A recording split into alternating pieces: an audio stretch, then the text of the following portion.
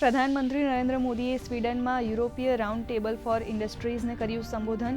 Swedish કંપનીઓને ભારતમાં રોકાણ કરવા આપ્યું આમંત્રણ. બંને દેશો વચ્ચે દ્વિપક્ષીય સહયોગ વધારવા થઈ ચર્ચા.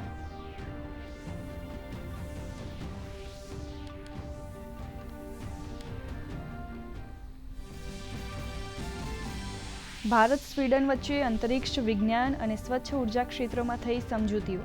ગુજરાતની કલ્પસર યોજના માટે પણ હસ્તાક્ષર.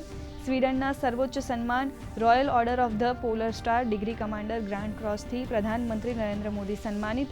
પીએમ મોદીનું આ 31મું વૈશ્વિક સન્માન. પ્રધાનમંત્રી નરેન્દ્ર મોદી આજથી નોર્વેની સત્તાવાર મુલાકાતે. 43 વર્ષો બાદ કોઈ ભારતીય પ્રધાનમંત્રીની આ પ્રથમ નોર્વે યાત્રા. પીએમ મોદી ત્રીજી ભારત નોર્ડિક સમિટમાં રહેશે ઉપસ્થિત.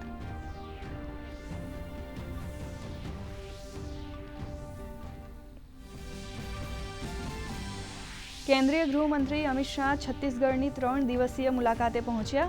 નક્સલ વિરોધી અભિયાનની કરશે સમીક્ષા. નક્સલ પ્રભાવિત વિસ્તારમાં વિકાસના નવા મોડલની થશે શરૂઆત.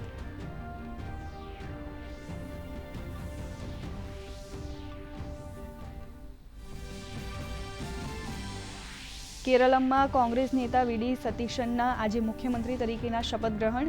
શપથગ્રહણ સમારંભમાં યુડીએફ ગઠબંધનની સરકારમાં 20 મંત્રીઓમાં આઈયુએમએલના 5 મંત્રીઓનો પણ સમાવેશ.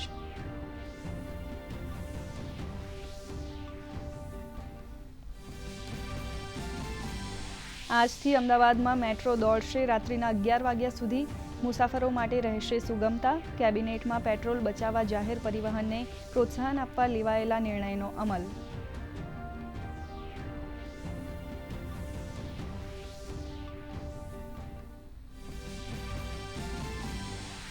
રાજ્યમાં સૂકા હવામાનના કારણે ગરમી 2 થી 3 ડિગ્રી ઘટવાની શક્યતા.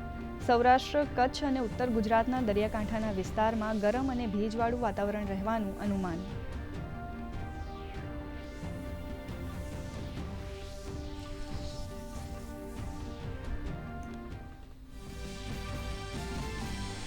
મેક્સિકોમાં 10 લોકોની ગોળી મારીને હત્યા. પોલીસ અને તપાસ દળો જોડાયા હત્યારાની સઘન તપાસમાં. ફૂટબોલ વિશ્વકપ પહેલા થયેલા આ હુમલાથી સુરક્ષા અંગે ઊભી થઈ ચિંતા.